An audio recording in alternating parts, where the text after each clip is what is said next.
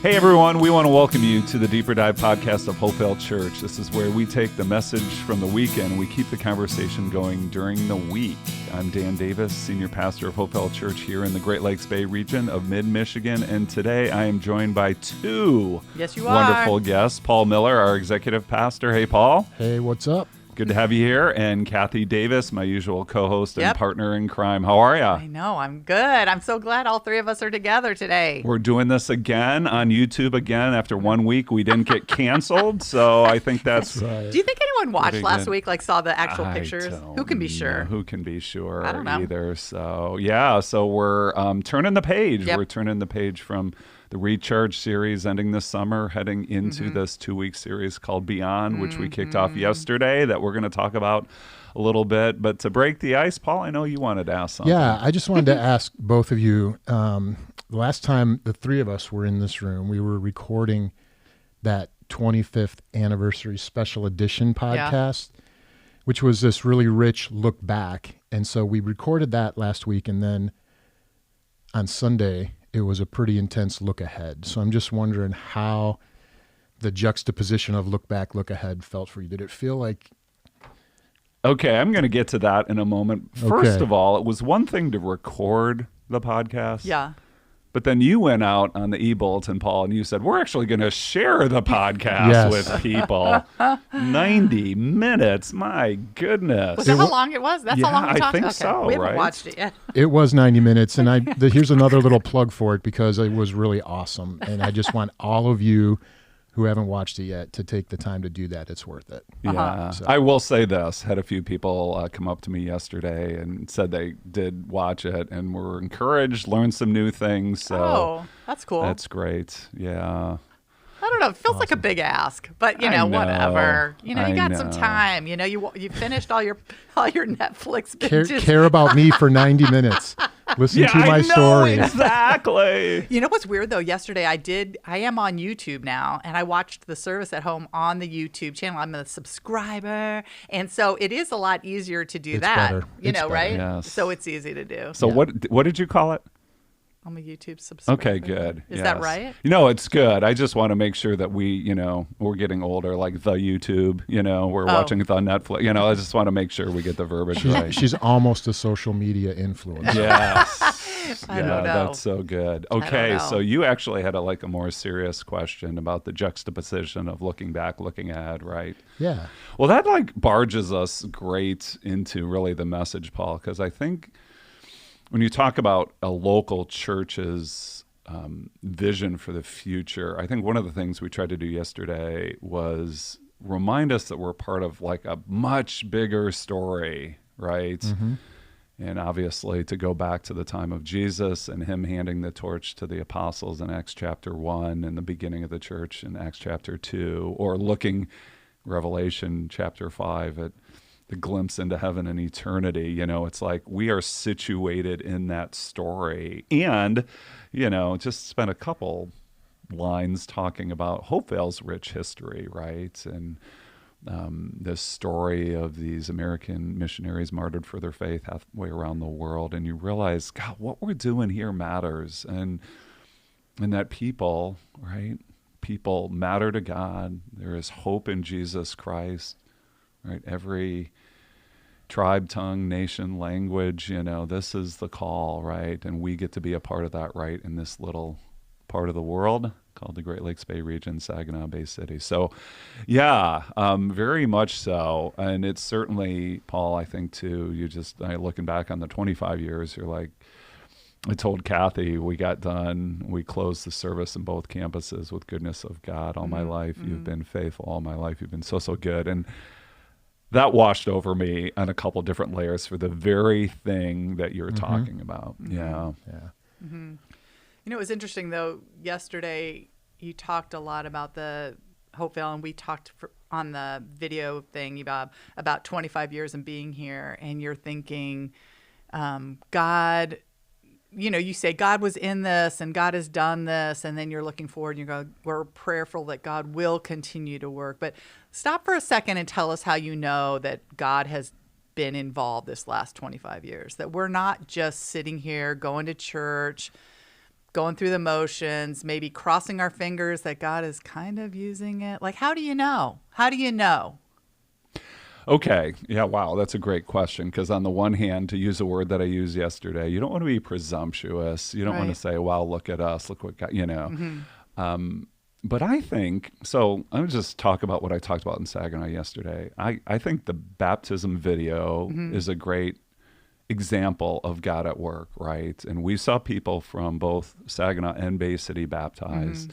That again, I mean, God can do anything, but I'm not so sure they're on that video or they're giving their testimony had we not tried to pursue the work of God's kingdom in this world through the local church, And so you talk about lives changed and these fresh testimonies that are just really powerful, or a dad baptizing 3 of his sons and that kind of work, right? So I think that's good. And then in Saginaw, I told the story too of Rod Quaiser and just this faithful servant of the Lord that God used in the lives of many. So there's these public stories that are very, upfront in the baptism video, but then there's the behind the scenes of what God is doing through people living out their faith in Jesus wherever he's placed them. So you see that. And I think, I think scripture teaches us that Jesus, through his parables, that most of the work of the kingdom is slow and unseen.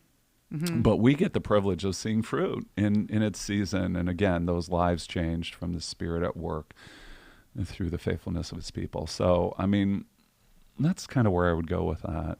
Yeah. I ran into someone on Saturday who started coming to Hopevale in the last few years, and she was telling the story of how she just felt disconnected from God and that God was just a going through the motions thing for her. And then she had wanted to go to Hopevale, but she was kind of scared about it. And what was it going to be like? And she went by herself the first time. And she said the first time she sat down and she was like, oh yeah, this is it.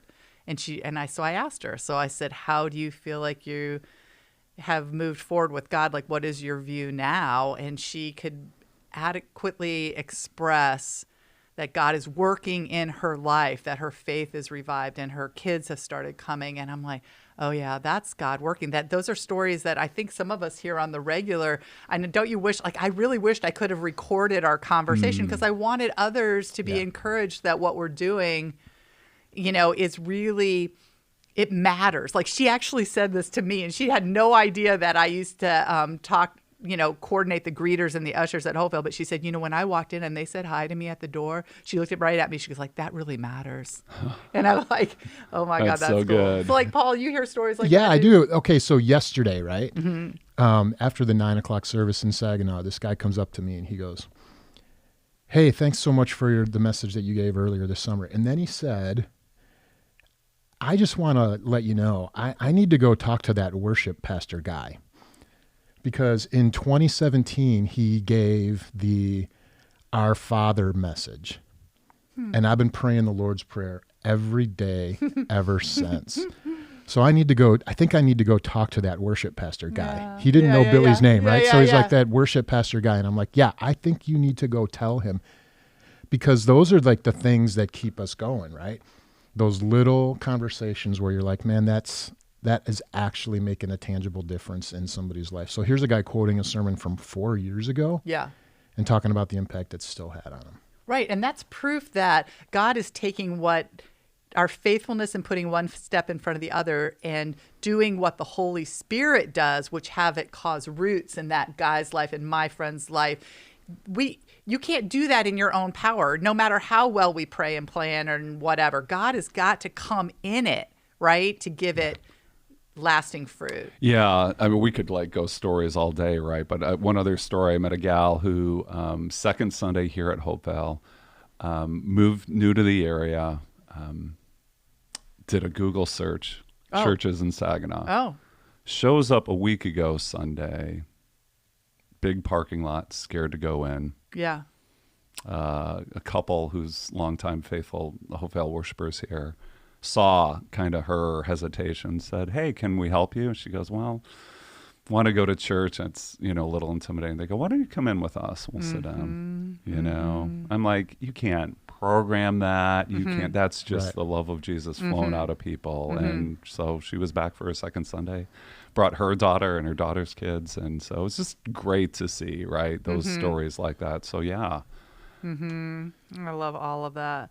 I love it all. So, okay, so yesterday you did talk a lot about, you came up with this very curated statement at the end of the service. We see this going forward. But the purpose of the deeper dive, right, is to kind of give some color commentary or some history or behind the curtain peek. How did we get there? It wasn't just you or you and Paul in a meeting, one Wednesday afternoon randomly. You tell us how we got there. Give us some paint in the lines a little. Yeah, both of you. If you've ever been on a team project at work or a group project in school, right? Hate those. Like those statements just don't happen overnight, Right. and even like debate or fine tuning word choices. I mean, you're right. It didn't happen overnight. Actually, Paul, this probably goes back. I'm thinking January of 2020. Elder Staff Retreat, McMullen Retreat Center, Higgins Lake. And you and Pastor Sam launched a spiritually based strategic planning process that really introduced us to try to think, what does God have for us for our future? And again, kind of in this whole pray, plan, pursue, but don't presume kind of spirit. But as you were sharing this with us, I thought of that whole, if you aim for nothing, you'll hit it every time, right? And it's like, there's so many wonderful opportunities we have as a church, but can we bring some clarity and focus, right? And I think that really was the purpose of how this journey began, right? Yeah, so when we use terms like long-term strategic planning, vision, process, it gets like esoteric, right? Right. So here's what we did. The analogy that we used to explain this kind of vision process was, if you're teaching your kid to drive, their tendency is to look right over the hood ornament at the road right in front of them because they're afraid they're going to hit a pothole, right? But you also have to teach them to raise their sights a little bit and look a little further down the road to anticipate that the light's going to turn yellow soon or whatever. And then you also have to train them to look at the horizon, to anticipate where they're going, where do they want to get to. And so the art of seeing to drive, you have to have those different vantage points, close up, right over the front bumper of the car, a little bit further down so you can anticipate your next turn or whatever. And then you still have to have an eye on the horizon or you'll never go. I remember the first time I was teaching Rose to drive and we got in the car and I said to her, well, just drive wherever you want. And she panicked because what she was used to was me saying, turn left at the next stoplight, blah, blah, blah, blah, blah. And so the art of seeing the horizon and discerning what Jesus wants to paint out on the horizon was really the process. That's what we were talking about. And it did start at the pastors or the elder staff retreat in January of 2020. Was a year and a half of conversations and everything else that really led to that statement that you shared in church yesterday, which I think the official term were like the beyond the horizon vision statement. That's where we're going. Right. 10 years from now, 20 years from now, whatever. What is it that we see? And then you can back up from there and start to fill in the details. Right. So you want to tell us the statement again? Because I can't remember it all. Yeah. So we see more and more people throughout the Great Lakes Bay region, Saginaw, Bay City, other areas, and beyond, personally experiencing the transformative hope of Jesus, right? It's in our name, hope.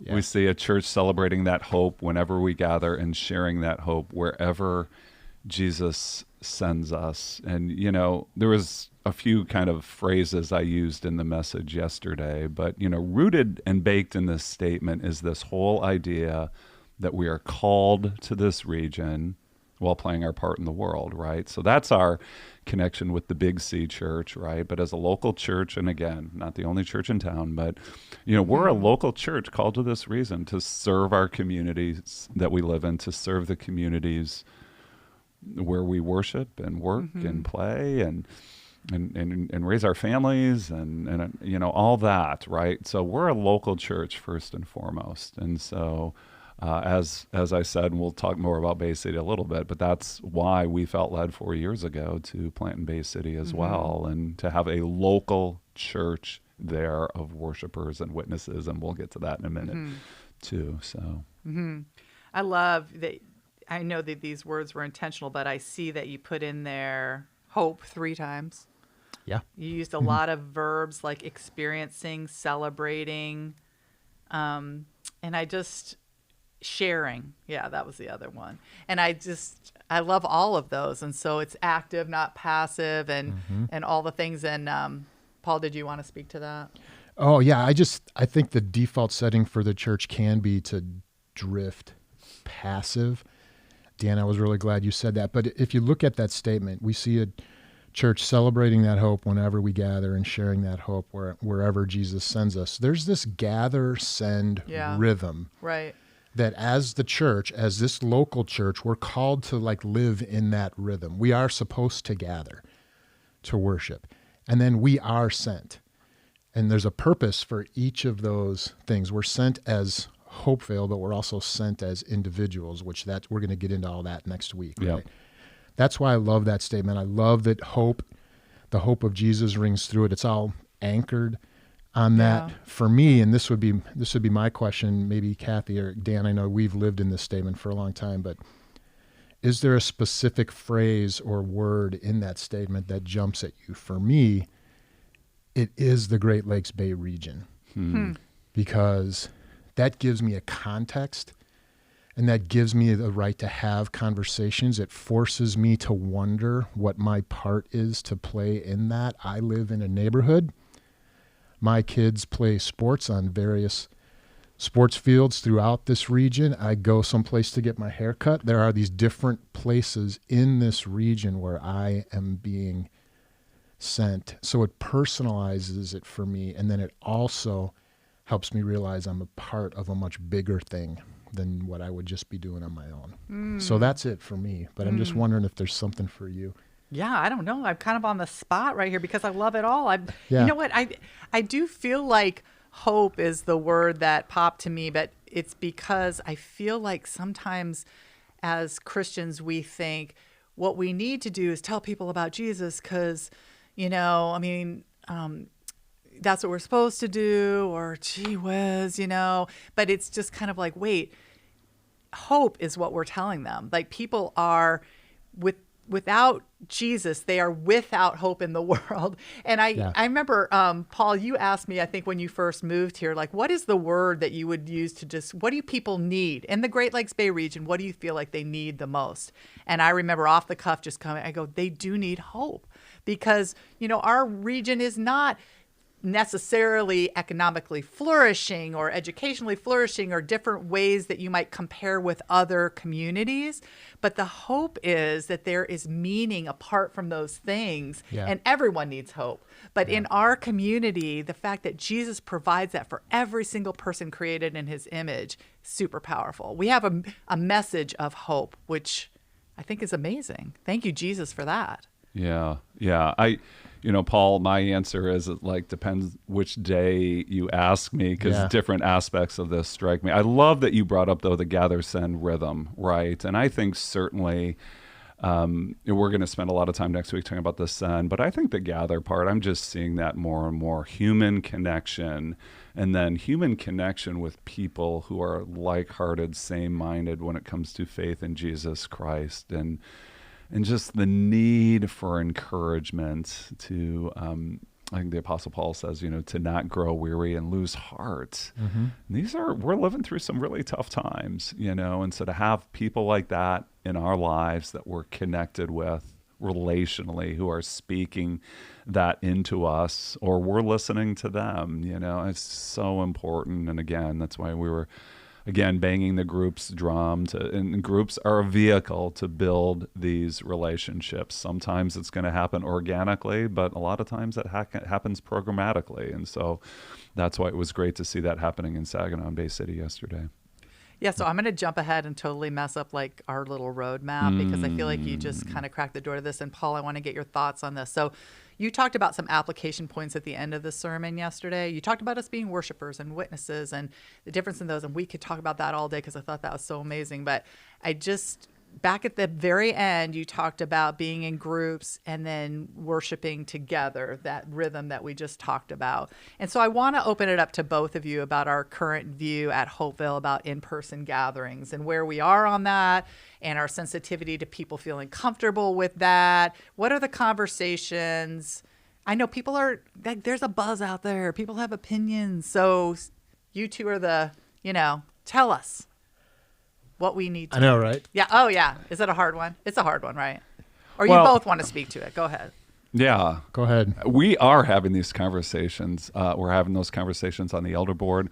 We're having those conversations as a staff. So I'm going to say a few things, not in any particular order. First of all, we recognize there's a different reality. So one of the things we are not trying to do is to chase after life in 2019, right?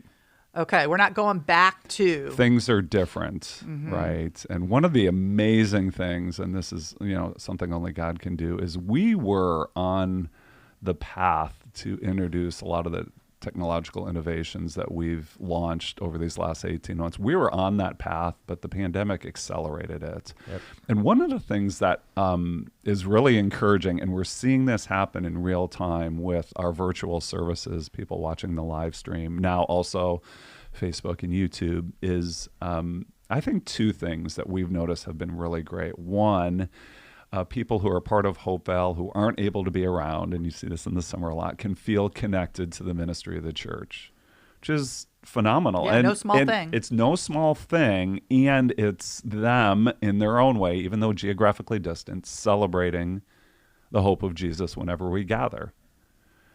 So I think that's important. We have had these conversations. I think our preference is in-person human connection. It really is. Not, like you said, in a shaming kind of way or in a guilting kind of way, recognizing people are different places. But, there is something face-to-face, voice-to-voice that is powerful, and it's the buzz I think we feel in the lobby spaces in Saginaw and Bay City as well. So people staying connected, right, celebrating the hope of Jesus whenever we gather. The other thing, though, is our services are serving as a pre-front door. The digital expression of the service. Yes. Thank you. Yeah, it allows people to check out this big, scary building called Hopevale, or this thing they've heard about without actually setting foot in just yet. It's something we talked about, again, pre-pandemic. It's like, it's sometimes really hard to get people to come to church. And we've got stories of people who engaged during the pandemic online who are, coming in person or making relational connections with people in our church. So that's really exciting. So we know that digital world is always going to be part of our future. Right. On the other hand, and so we're going to go back to the statement yesterday and one of the lines of being called to this region while playing our part in the world. We're getting stories of people all over the country, occasionally jumping in and watching, and that's great, and it's a bonus, and we love that people are connecting with the ministry of Hopevale. But we're still a local church. Yeah. Right? We're still called to Saginaw. We're called to Bay City. This is where people are living out their faith in Jesus, right? So whatever happens in the digital world, it's meant to complement that vision. So I don't know what else. Yeah, and I would go a layer further, and this might be keeping it real. I think to the heart of your question, Kathy. Yeah. Everything Dan just said is true. The digital expression of the service is a great front door, so use that to invite your friends. It's why we're creating more platforms for content to be delivered. That's why there's now a YouTube channel and all these other things, right? And it's great if there is a legit reason that you can't be in person, whether you're sick or you're traveling or whatever it is. That's a way, it's been proven that that's a way for people to stay connected. Yeah. And I believe, because I'm having the conversations. Oh, I'll tell you this. My wife, Bobby, was at the offices where she works the other day, and she got in a conversation with a coworker who is a part of Hopevale, and this person looks at her and kind of sheepishly says, "Yeah, I haven't been back yet." And Bobby was like, "Oh, well, or do you have concerns about the pandemic or, whatever?" And she's like, "No, I just haven't been back yet. Really, and she was talking about it like she was feeling guilty. And so Bobby asked, "Are you feeling guilty about that?" And she's like, "Not sure if I'm supposed to." Yeah. That's an honest question. That's the weird place that I think a lot of our people are. So let me look directly at the camera and talk directly to those of you who are still engaging our services online. And I will say to you, that's okay. Yeah. But if there's no, I don't want to say legit reason, or if you've just settled into a new rhythm and you've decided that it's more convenient than coming in person, I want to challenge you to come in person. I'm just going to say it, because there's something that happens in person that doesn't happen online. What is it? It's the corporate gathering, the expression of community that happens on the kind of corporate level. Worship is different when you're in a room full of people versus playing a worship CD in your car. And we're called to gather. So I think if we're all honest, we would admit that it's cool, but it's not the same. And so there are just some intangible things that I don't want people to miss out on. Okay, so yeah, I'm going to speak as an insider, right?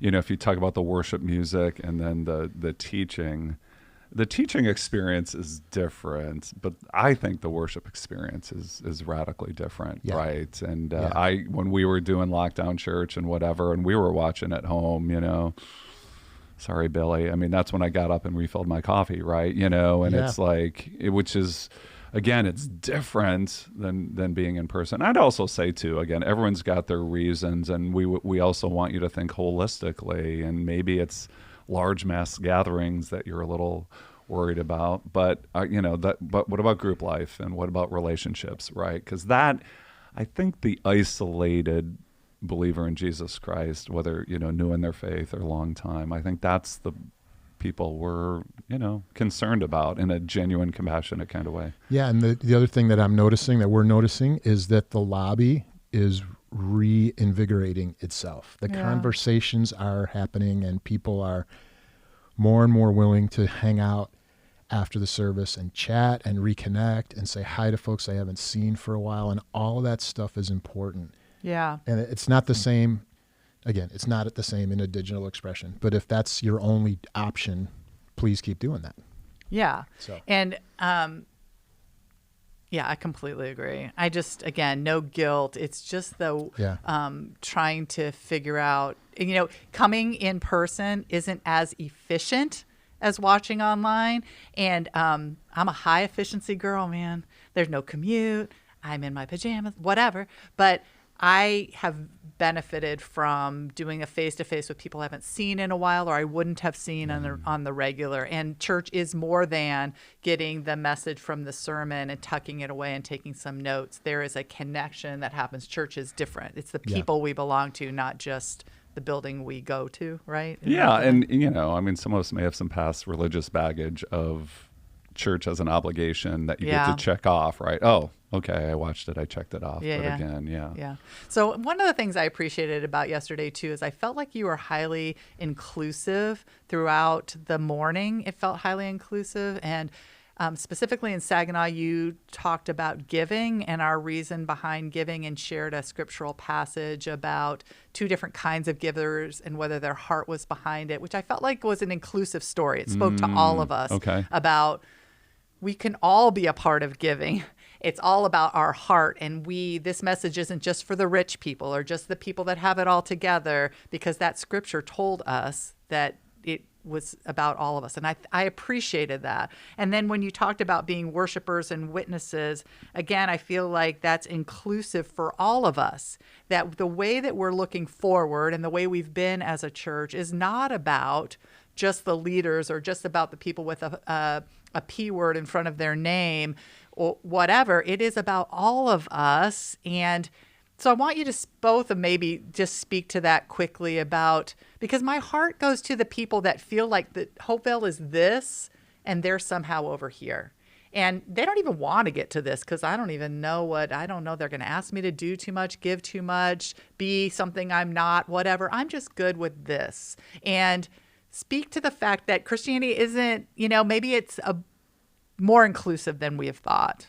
Maybe you're part of the in crowd now, So go with that. Wow. Well, I would just say, I think there's a little bit of a you don't know what you don't know. And if all church you've ever thought of is just, going to this service, right? Maybe you just don't know that God has so much more in mind. And, we won't get into this series, but the passages where the Apostle Paul talks about the church being a body and that every person has a role, has been spiritually gifted, and has a unique contribution to make in the church and beyond the church, right? Because Pastor Paul or I, we don't work where you work or interact with the people that you interact with, right? Well, and you don't bring the same things to even our church gathering that somebody else brings. Right. With a different giftedness and a different wiring and a different background and a different reflection of the image of Christ that we need in our gathering, right? You talked about diversity yesterday, and diversity is a whole spectrum of things, visual and inside. So, Paul, you talk too. I'm sure you have a heart about that. Oh yeah, I'm as you're talking, Kathy, I'm looking forward to the series coming up after we finish this. Oh, what is that? Beyond series, where we're going to be talking about I think the title is "There's No Place Like Home," right? And we're going to be talking about what it means to have a church home. Oh. What are the benefits of that? What does it do for you? I mean, we talk all the time about life with Jesus is not a solo sport. We're going to unpack that on all kinds of layers. And it doesn't mean you have to sign up to be on the elder board and do all these other things. But you do have a unique role that makes the church better. Yeah. Makes all of us better when you play that role. And I think deep down inside, we all want to belong. We just do. Sometimes I think we were created for that, right? Yeah, I think we were, right? And it's not always easy, and it's often scary. Yeah. I'm by nature a little bit introverted, so I'm not a guy that would fill out a visitor card when I visit a church the first time, even if they make it digital so it's super easy and I don't even have to talk to someone. I'm still not going to do that. Yeah. It's going to take me a number of Sundays, months before I realize or come to the place where I'm going to be comfortable raising my hand and going, hey, I'm here, help me get connected. But I can say this, it's completely worth it. And we're designed, wired to belong on lots of different levels. And so I would just want to say something that would encourage people to take that step. I think we're going to hear a little bit about that next week when we talk about the individual places that we've been sent as a part of this church family. And then the series coming up, we're going to unpack that really thoroughly. Yeah. And I felt like the lobby yesterday in Saginaw with all the group life signups was a great visual of what you're trying to talk about, right? So at one end of the table, I'm talking with Robbie Foy, who works with our Sojourners group, which is seniors and beyond in their fellowship. I walked by the table and saw Mark Norman, who does Bible study fellowship during the week, and had a great conversation with a young couple named Daniel and Paige Payne, and they're doing a verse by verse in the Gospel of John. There's sign up for divorce care, grief care, people who are going through things. There was even a group called the Brunch Bunch. I mean, who wouldn't want to be part of that, right? Sign me up for that, as long as I don't have to do the cooking. Yeah, no, but I mean, I think that's my whole point. That's that whole, diversity and inclusion. And so I think that's really what is great about the contributions people have. And again, it's about forging these relational connections that really strengthen us as a church. Right, because I feel like, going back to your points yesterday, those connections help us to worship better, and those help us to witness better, because I feel like when the people that are outside the church are looking at, they need to see the whole body of Christ, not just Dan and Paul and Kathy or whomever.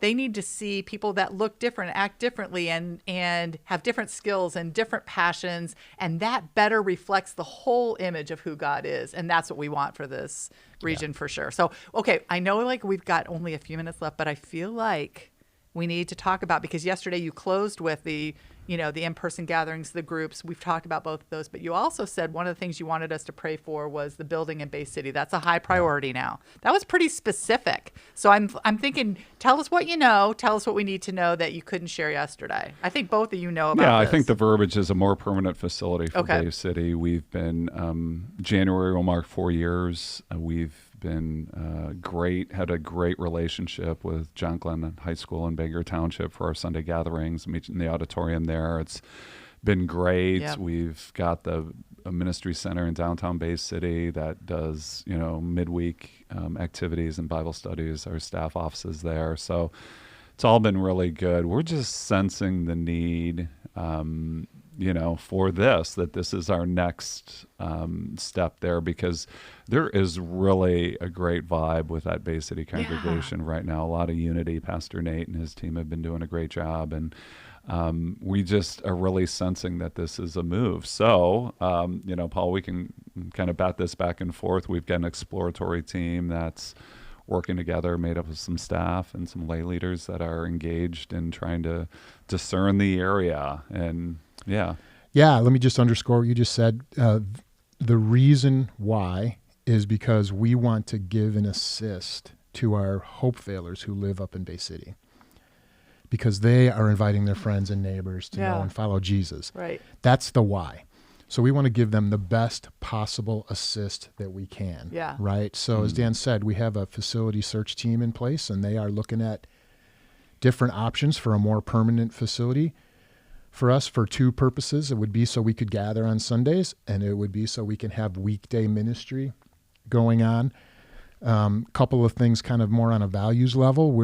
We're talking about, we talk all the time about one church in multiple locations. We have to view this not as, good luck to the people in Bay City as you try to find your permanent home. This is a Hopevale, all of Hopevale thing. Absolutely. Whether your primary connection is in Saginaw, Bay City, or online, you're still a part of this conversation.